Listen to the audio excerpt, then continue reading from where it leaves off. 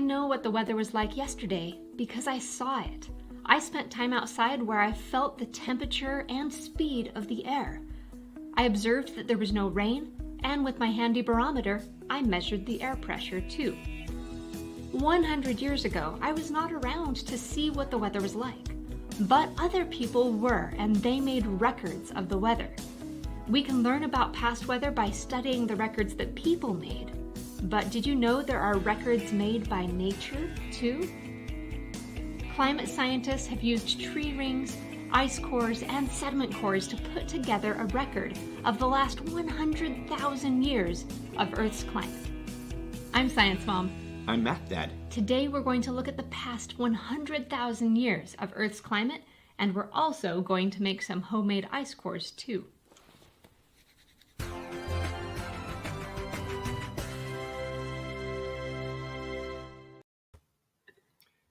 Good morning, everybody. It is morning where we are in Nevada, 10 a.m. in fact, and I saw in the chat that Pickle Obsessed is doing a little science project trying to gather data. So real quick, write down what time it is where you are in the chat. If you are watching live and have access to the chat, help us out with a quick little science experiment.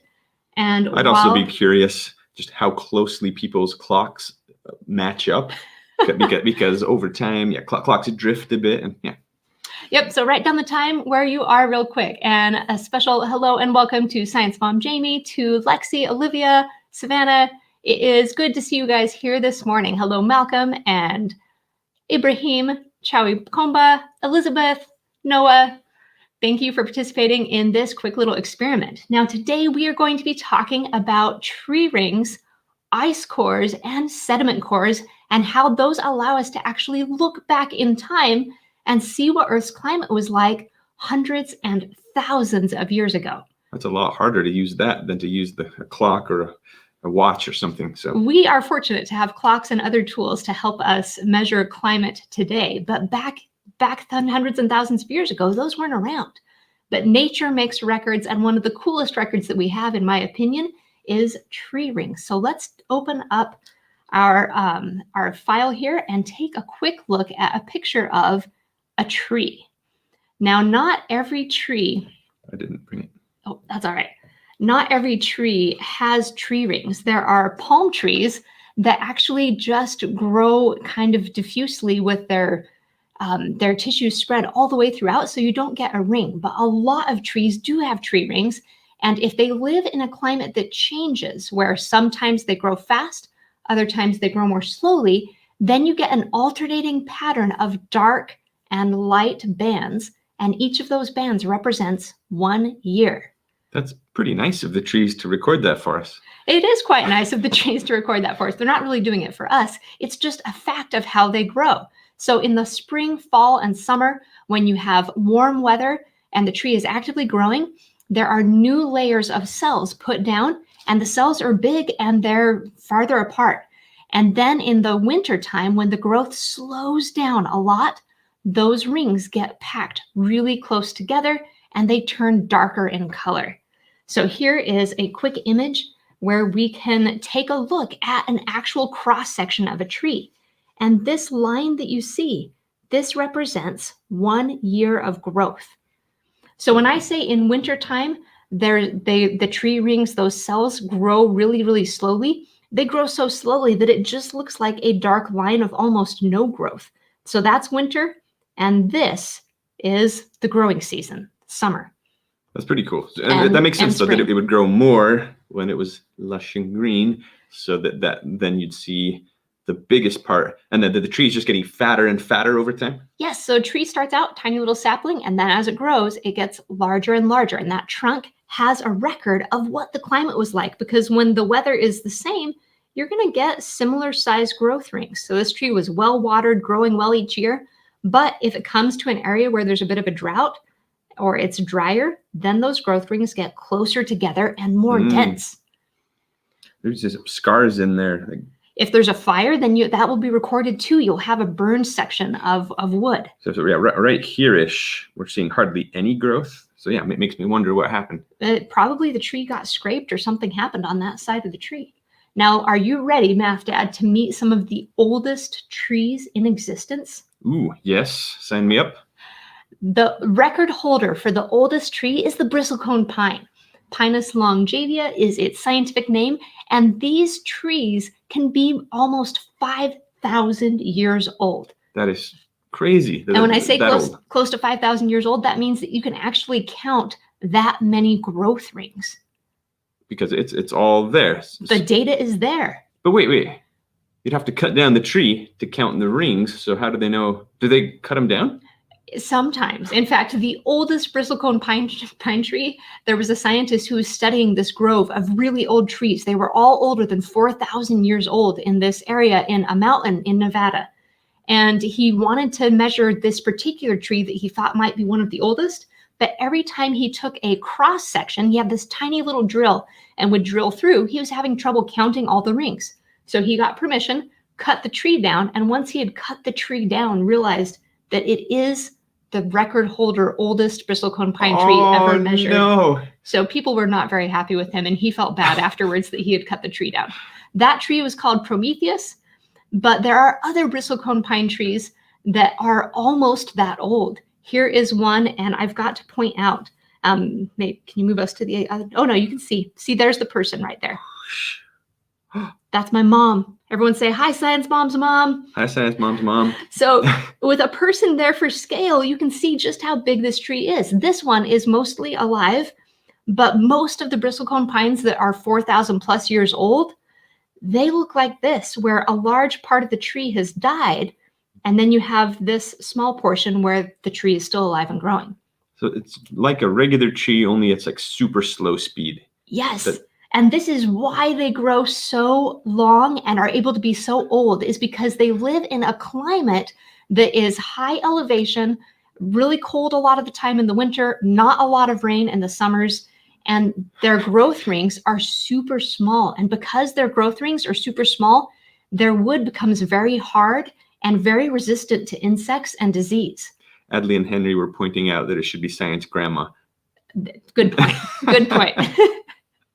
So bristlecone pine, 4,000 plus, close to 5,000 years old.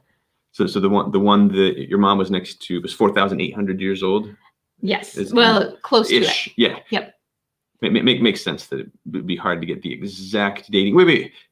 So you said they didn't cut down the trees? What are they doing? They take a drill and they drill through the trunk so that then the tree is able to stay alive.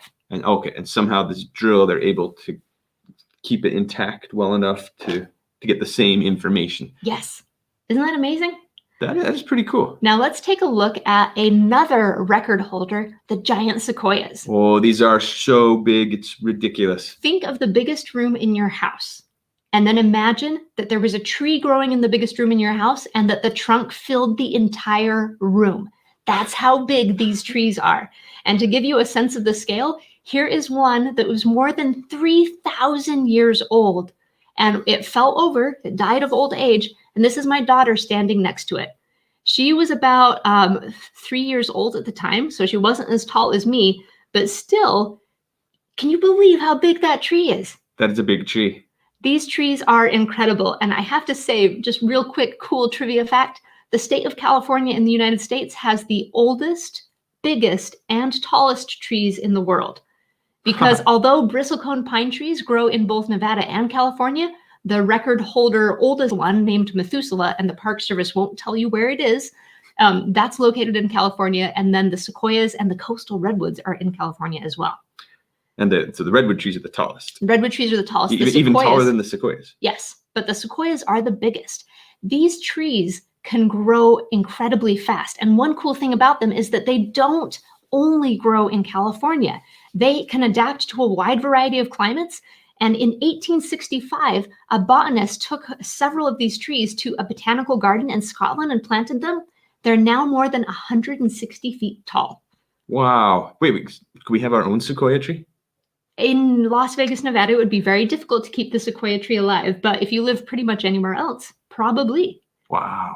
They sell them at Sequoia National Park. But it would take a long time. You know, these were planted in 1865. It would take a long time before they would be big trees. Huh. But the scale on these things, you see regular trees, and then suddenly you get next to a sequoia, and you're like, what in the world? They missed some in-between step. There's no medium-sized trees. They just get these huge. They are enormous. Now, sequoias, if you look at the cross-section of a sequoia tree, and there are several examples when you visit Sequoia National Park, you can actually see how the growth rings change from year to year. And there will be periods where it is wet and the growth rings are larger. There will be periods where it is drier and the growth rings are smaller. And then you can see fire scars. If the tree experiences a fire, there will be a big dark area, a dark band that will tell you, oh, a fire came through then. Now, with tree rings, we have a cool activity in the notes that I wanted to pull up real quick. This is on page 49 of the notes. Yep, right here. That's right, page 49. So we mentioned right here at the beginning, droughts are going to create growth rings that are close together. They're thin. Wet years create growth rings that are thick. And this little activity right here, we're going to do together real fast because I know that it can be a little bit tricky to count them. So we have a mystery here. We have tree 1, and we have a record of when this was planted. It was planted in 1900. Tree 2 was planted in 1909. And our mystery is, what about tree 3? Can we match it to the other two and figure out when it was planted? Well, let's go to that other slide. That is super cool.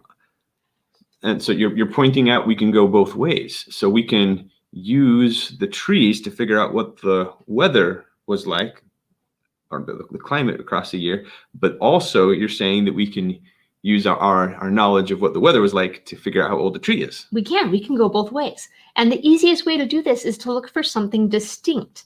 And here we have a wet year, and then we have 3 normal years, and then we have 3 more wet years. And I colored them blue so it's a little easier to see that we can match that same pattern over here. Wet year, 3 normal years, and then 3 wet years all together. And that's what we can use to say, aha, 1916 was the first year that tree grew. And then we can tell that this weather it experienced matches exactly with this weather right here. Oh, that is way cool. And what about tree 1? Did it experience these wet years? Only the first one. It experienced that first year, and then its last year of growth was right before these other 3 wet years. So if it had lasted 3 more years, it would have gotten all of that water. It would have had all that water. Yeah. So which droughts did tree 3 experience? It experienced all of the droughts except for that first one because it wasn't around in 1909. That was before it sprouted. And then when it was 12 years old, what did it have? To know that, you just have to count outward, count every single line until you get to 12. It was a wet year. And then was it on average mostly wet or mostly dry? For this one, you don't just want to look at it and say, it looks like it's mostly blue, because that will give you misleading information. Oh, they're not equally represented. No. Yeah. So basically, you got to count the number of lines. You have to count the number of lines. Of each flavor. There were 12 dry years, 6 average years, 5 wet years. So if you look at dry versus wet, it was mostly dry.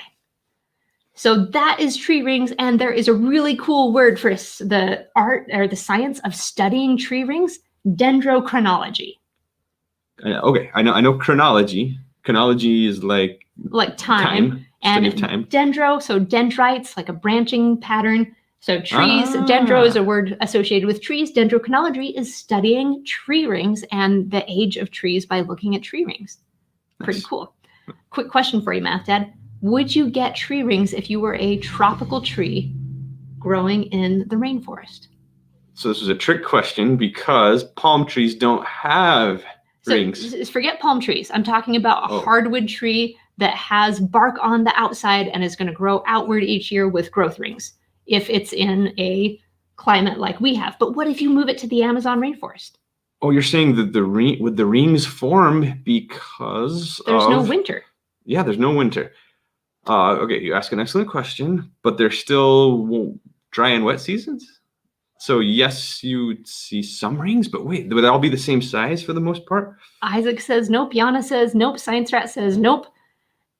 Nope. I changed my answer. It depends. There are very few locations where you actually have the same weather year-round. Like you mentioned, most tropical climates have a wet season and a dry season. And if you have wet season versus dry season, you're not going to get those thin lines like you get during winter, but you will get a difference in color between the cells that grow during the wet season and the bark cells that grow during the dry season. So you'll be able to see rings, although they'll look different. But if you don't have any change in weather, then the dendrochronology becomes really tricky because you don't get rings. And you've got to use chemistry and different molecules to see if you can try and trace the age. So an indoor plant wouldn't get the rings. An indoor plant, a tree growing in a greenhouse where the climate is always the same, the weather's always the same, would not have rings. Cool. Let's talk about ice cores next. Ice cores are really cool. And this ice core, if you look at it, you can see different colors. And I'm curious, for those of you watching live, do you have a guess what is that black band that we see near the bottom of the ice core? Put it into the chat. And if you are watching the replay, just take a guess and say it out loud. Why would there be a dark stripe in this block of ice that was taken out of the center of a glacier in Greenland? So this is from the Greenland ice sheet, and a scientific crew got together and they drilled way down deep and then pulled up this core of ice. How deep? I didn't look up the exact depth, but I know that this was not just from the surface. This was going down very deep. And Isaac guesses carbon. We've got Finn says fire. Noah guesses pollution. Dirt. I've got some really good guesses in the chat. What do you think, Math Dad?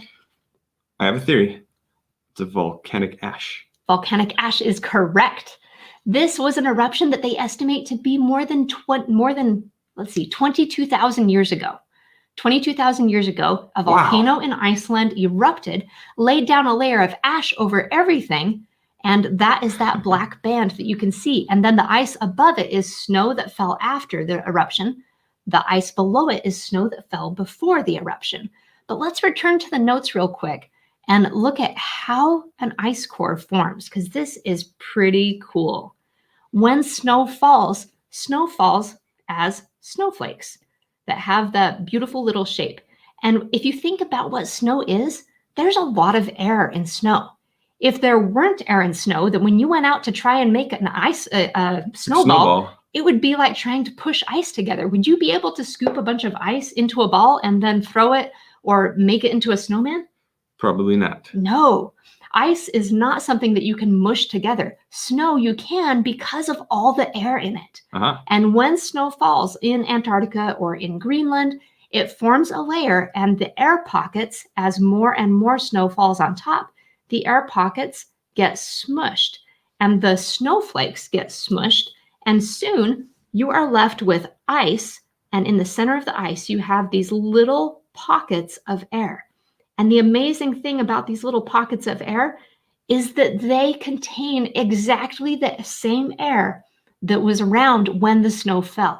Well, like a time capsule that's preserving the conditions. It's exactly like a time capsule. And so if you can drill down deep enough, you can pull up samples of air that were created and captured hundreds of thousands of years ago. And we made our own ice cores yesterday. But of course, these were not made out of snow. These were made by layering water with blue food coloring, milk, and regular water together. And I have a little challenge for you, Math Dad. Can you match these up? Oh. So I started one of them earlier. Obviously, it was this one, because this one got full and this one didn't. And the question is, when did they match up? Where did I start this one? So you're saying they don't match at the bottom? They don't. And I always put the same amount in each one. Okay, so if I slide it up, I get the two blue sections next. Hey, that does it. Yeah. Can you see how now this dark blue one matches, that milk layer matches, this milk layer matches, and then the light blue matches? Okay, that is pretty cool. So you're saying when they pull these ice cores out, then they're able to take the sections to kind of match them up. And just like this, it might not be a perfect match, but it makes sense that you'd have roughly equal depths over time. So with looking at the air bubbles that are trapped in the ice cores, the amount of carbon dioxide especially changes. 10,000 years ago, it's different than 20,000 years ago or 50,000 years ago. And by taking lots of different records from lots of different locations, they're able to match them together to get a picture of how the gases in the atmosphere have changed over time. So they're actually able to extract the gas. Yes. And okay, that's pretty cool. If somebody wanted to do this experiment at home, could they? You mean could they make their own ice core like this? Yes, you can make your own ice cores, and I recommend using milk and then maybe some layers of food coloring and different layers of water. It's actually a lot of fun. So you just pour in a little bit, put it in the freezer. Pour in a little, put it in the freezer, come back 2 hours later and check it, and then pour in some more. Okay, this is pretty cool. Excuse me. Should add some flavoring, and then it would be a snack. Ice core popsicle. You totally could. You could do different layers of juice and make your own ice core popsicle. But even though we poured these in our fridge, I think it's cool that you can see air bubbles. This was not made out of snow. This was made out of just putting water into a water bottle. But there are little bubbles in my ice core, even though I didn't use snow. And if we were using snow, there would be even more. Kaladin wants in on this fun. He's like, ice cores, me too, me too. Now, I want to talk about one other tool that scientists use to look at climate, and that is sediment cores. So let's talk real quick about how they get the ice cores first. So the way that they get ice cores is by taking a drill, and the drill is so big, it didn't even fit on the picture here. It goes up above, but this drill can go down super deep, and then they extract and pull out a thing of ice. And here's a scientist holding this ice core. You can see it's pretty long and big. And the bubbles that are in the center of that ice core, they are trapped and they haven't been influenced by the air that's around us now. And then they ship it to a laboratory, and Boulder, Colorado, the Colorado University in Boulder, Colorado, that actually has one of the biggest storages of ice cores in the world. And they do a lot of science there to compare the different ice cores. Oh man, I'd be so worried about it melting. Well, it's a very cold. When you see pictures of the researchers in there, they're wearing super, super big coats because they keep it way below freezing. Yeah, that's pretty cool. And how deep did you say they're digging? They have gone all the way to the bottom of the Antarctic ice sheet. Oh, so that's like a mile thick? We have miles and miles of ice core data. Now, we're going to do one quick experiment, and don't worry, Math Dad, it's not going to be too messy. So is there something they can use instead of milk? Hassan wants to know. Yes, you could use anything you'd like that is liquid, really. So different types of juice would work well. Melt some popsicles or something. And whatever you'd like. Yeah, so basically any liquid that's going to freeze. And yeah, if you try to make it edible, that could be fun. Could be messy too. So yep, dyed water, almond milk, juice, anything you'd like. Let's go to our camera view here. We're going to do a quick example, a quick experiment about sediment cores. So I have 3 imaginary types of plankton to introduce to you. This first one is represented by a wheatberry. This is a tiny little crustacean that really likes to live in warm waters. This next is represented by a clover seed, and this tiny little guy really likes to live in colder waters. And then our third one, this one is represented by this bigger seed here. And this one we only see if we get a lot of dust in the water that adds some extra nutrients. Now, in the ocean, all the time, we have plankton living up at the top of the surface. But after the plankton goes through their life cycle, if they're not eaten by something else, when they die, their tiny little crustacean skeleton floats down to the bottom. So if you are looking at a core of ocean mud and you see a stripe like this where there is lots of this type of plankton, that tells you the water was pretty warm because this is the type of plankton that was growing. Oh. And then if you see another layer where we have a lot more of this type of plankton, that tells you, whoa, the water cooled down because we saw more of this guy. And then if you all of a sudden, you see a layer of dark ash. Oh, like a volcano again. A volcanic eruption. And if after that you see this guy that you know really likes high nutrient water, you can say, ooh, there must have been some fertilizer that got in the water, essentially, more iron in the water from the volcanic eruption. And then this would tell you the water was colder. And if you got back to seeing more of this guy again, that would tell you the water was warmer. It started floating. What happened? Is there a bubble? Give it a minute. There it goes. So when scientists take cores of sediment from the ocean, they can tell a lot about what the conditions of the water were based on what tiny little skeletons of plankton they find in the mud. And you can also find pollen. And the pollen that you see will tell you what types of plants were growing near the ocean at that time.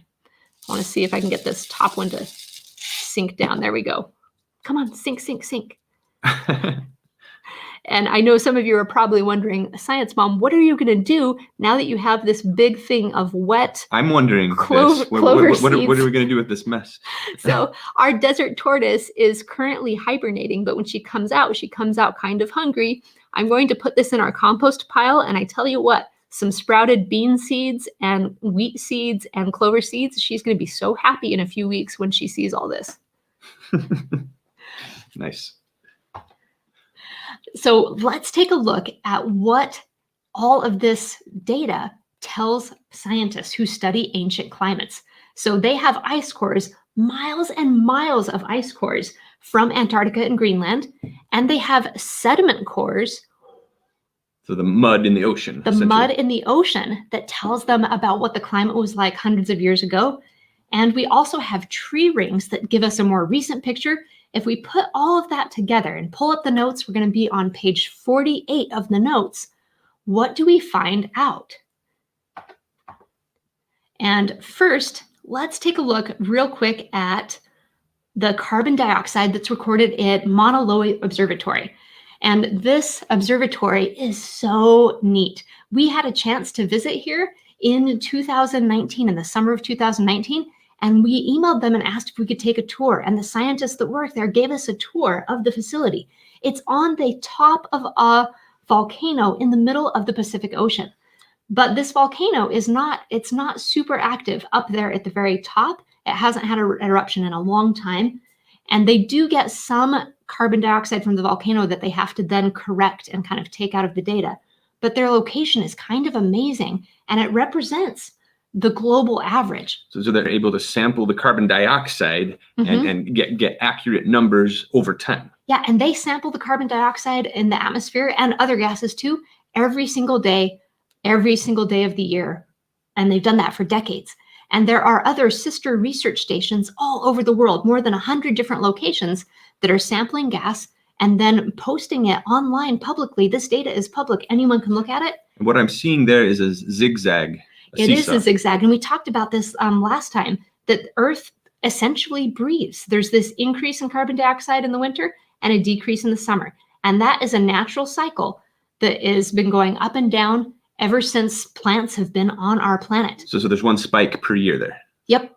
But what is not natural is this rapid increase where we are going up over time.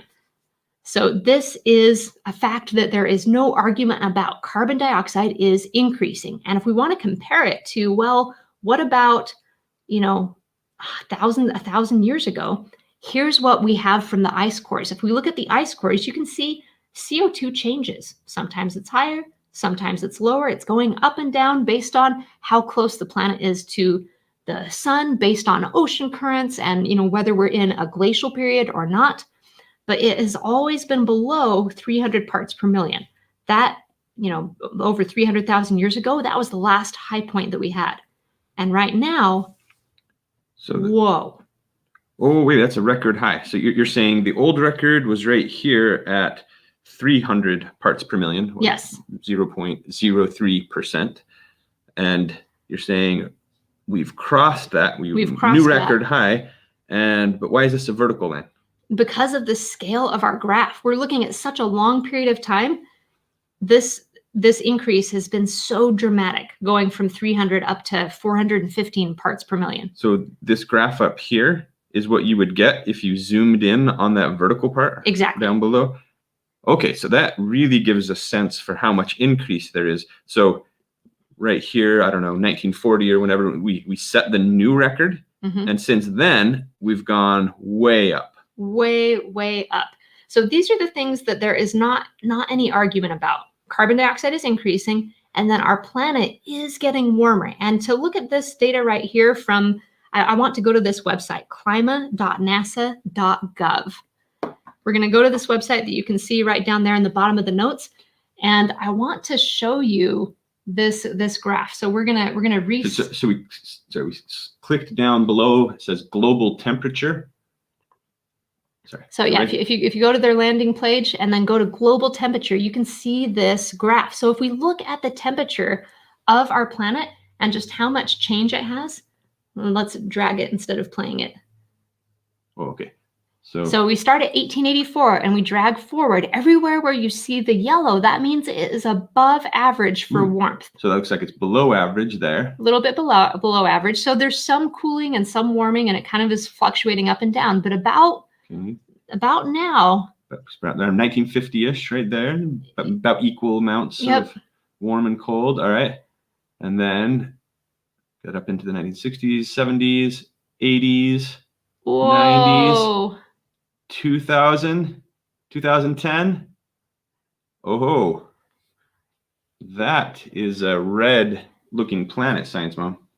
It is. Our planet is definitely getting warmer because there is more carbon dioxide in the atmosphere and because carbon dioxide is a greenhouse gas. And on Wednesday, we're going to be talking about future predictions and solutions. What can we do about this? And I will say the solutions, that's where there's a lot of discussion because it's not an easy problem to solve. We use energy to live, and one of the cheapest and best sources of energy we have right now is fossil fuels, but there are solutions we'll be talking about. Before we end though, we definitely want to have our Where in the World mystery and our poll questions. So Math Dad, are you ready? I'm ready. This is China's largest city. It hosts 27 million people, and it has the second longest metro system in the world with 282 stations. Oh, man. Can you imagine? That's a lot of stations in your subway system. Logistically, that's crazy to be able to plan that out. All right. Oh, my goodness. So it's China's largest city. So I have a guess just based off of that info, although I'm not terribly confident. What is your guess? Should I wait for the chat? Everybody, I was going to guess Shanghai. Shanghai is correct. Good job, Math Dad. 27 million people. Shanghai is enormous. Not as big as Tokyo. Remember last time we talked about Tokyo, which has more than 36 million people, but 27 million people is a lot. Shanghai is an enormous, enormous city. Good guesses, everybody. I see lots of guesses for Hong Kong as well. Hong Kong and Beijing are both enormous cities as well, but Shanghai is currently the biggest. Doesn't mean it's going to stay the biggest, but currently the biggest. And now go to itempool.com/sciencemom/live. And we have some questions for you guys. And I want to wish a very sweet 16th birthday to Angie. Happy birthday, Angie. Are you ready, Math Dad? He's getting there. It's a little harder when you have a sleeping puppy on your lap. I did it. Okay. He did it. Good job. All right. Today they're going down, Science Mom. I don't think so, Math Dad. They are the undefeatable science kids for a reason. Over the past 50 years, our climate has been getting warmer than before, getting colder than before, or staying about the same. And I didn't mean this particular question. I don't think I'm going to stump them on this question. This was just a warm-up question because, you know, sometimes you got to go easy on them so that they can feel good about themselves. All right. Votes are coming in. Alondra wants to know, can a 3,000-year-old tree live in Iowa? And this is an interesting question. Could you have a tree that old living anywhere? The oldest trees tend to grow slowly. And so I don't know of a tropical tree or a tree that that would be that old, but it all depends. Yeah, but all right, so okay, 109 people getting warmer than before is correct. All right, they crushed the warm-up question. Good job. Right. Nicely done. So yeah, it's been getting quite a bit warmer. There is, I will say, Alondra, there is a nice list of oldest trees in Wikipedia, and you'll see that most of the oldest ones are those two species we talked about. But as you go down the list, there are actually a wide variety of locations. So could you have a tree that old in Iowa? It's possible, although I don't think there currently is one because Iowa for a long time was grasslands and there actually weren't as many trees. So good question. All right. Atmospheric carbon dioxide levels are more than 3 times higher today than they were 10,000 years ago. True or false? Didn't even wait for me to read it out loud. They've been answering. Ailsa wants to know, has a tourist ever found Methuselah? My parents have been to the national park where that bristlecone grove is several times. And my mom has a guess of which tree she thinks is Methuselah, but the Park Service will not say whether it is or not. They like to try and keep the identity a secret. All right. And the chat says, true. The carbon dioxide levels are 3 times higher than they were 10,000 years ago. So that is true.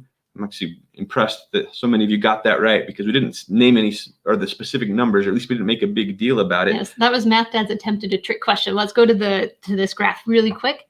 So if we're looking at 100,000 years ago, we are not 3 times higher, because we were at a little bit of a peak. 100,000 years ago, we're only about twice as high. But 10,000 years ago, that was close to the last glacial maximum, where carbon dioxide levels were lower, because we were in that middle of that glacial period. So if we were comparing here to now, yes, 3 times higher. Well done, guys. All right. Question 3. Which type of information can a paleoclimatologist learn from an ice core? Ooh, and we have a good question here from Millie about the age of the ice core that had the ash that we showed the picture of. That one, that's from NASA's website, and it's estimated to be 20,000 years old. So it's from deep in Greenland's ice sheet. It's not from right near the surface. They had to drill down, I think, wow, yeah, like a good kilometer to get to that ice sheet, that piece of ice.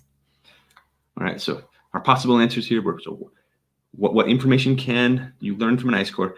So what the temperature was when the ice was formed, what gas atmosphere when the ice was formed, what animals lived near the ice, and whether or not a big volcano erupted when the ice was formed. Devin has a great question. When you're drilling ice through an ice core in Antarctica, what happens when you get to the bottom? Do you just keep going down and get to rock, or do you get to water? And there's actually, and we'll talk about this more in hydrology, there are some really big lakes in Antarctica underneath the ice. Wow. Because the pressure of all that ice actually keeps the water liquid, even though it's really cold down there. That's cool. All right, finishing up. All right, they said A, B, and D. So they selected each of the answers except what animals live near the ice. That didn't get as many votes. Nicely done, guys. And that is exactly correct. So what animals lived near the ice, you might be able to tell that, but you might not, because animals are not going to give as much evidence that's going to go into the atmosphere. Whereas what plants live near the ice, if you have pollen in the air, you can track the pollen. But whether or not there's a volcano, the gases, and the temperature, those are all things you can tell from ice cores. It kind of makes sense that the ice would be good at recording slow processes, but not fast ones. So plants grow slowly, so they'd be better tracked by ice. Yeah. All right, question number 4. The science of studying tree rings is called arbology, botany, ringology, or dendrochronology?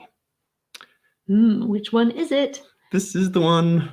I don't think you're going to stump them, Math Dad. They don't know the answer to this. They can pretend, but they don't know. Oh, and I have to say real quick, I saw that Millie has an 11th birthday today. Happy birthday, Millie. Yay, Millie. All right. We have one category getting a lot of votes, but it's not the right answer. So don't panic. I think it's the right answer. All right, let's finish and reveal. All right. And the answer is dendrochronology. Oh my goodness. The undefeatable science kids got it again. You're going down, Math Dad. I hope you got a really tricky question for this next one. Otherwise, you're in trouble. Okay. Well, the increase in carbon dioxide over the past 100 years is primarily due to which of the following? Volcanoes producing carbon dioxide, a natural reaction that occurs in the upper atmosphere, the burning of fuels like coal, natural gas, and petroleum, or the dry icebergs are melting. And we had a great question from NOAA. How do you tell the temperature from an ice core? And it turns out that water is going to freeze a little bit differently depending on how cold it is. If you have a deep freezer and a regular freezer, or if you have dry ice, if you take 2 layers that are made of the same thing, whether it's water or milk or water with food coloring or juice, if you put one of them in with dry ice where it is super cold and it's going to freeze fast, and then the other one in a freezer that maybe is not super cold, that's going to freeze slower, the way that the crystals form will be different. So it's with ice and snow cores, it's a little bit trickier. You and me wouldn't be able to do it just like that if we looked at 2 cores. But scientists who have studied this can tell, they can get a pretty good idea of the temperature. Good question. All right, and the answer, oh crap. I didn't put the right answer. Did you just say a bad word? Oh, damn, it's C. C is the correct answer. The burning of fuels like coal, natural gas, and petroleum. That is the correct answer. Because you marked the wrong answer here in the chat, I think you should have to do the dance that is suggested by our live students. And I saw a lot of requests for the Macarena. So here you go, Math Dad. You think I know the Macarena? Give it your best shot. Let's go something like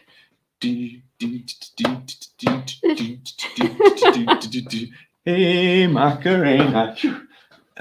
Good job.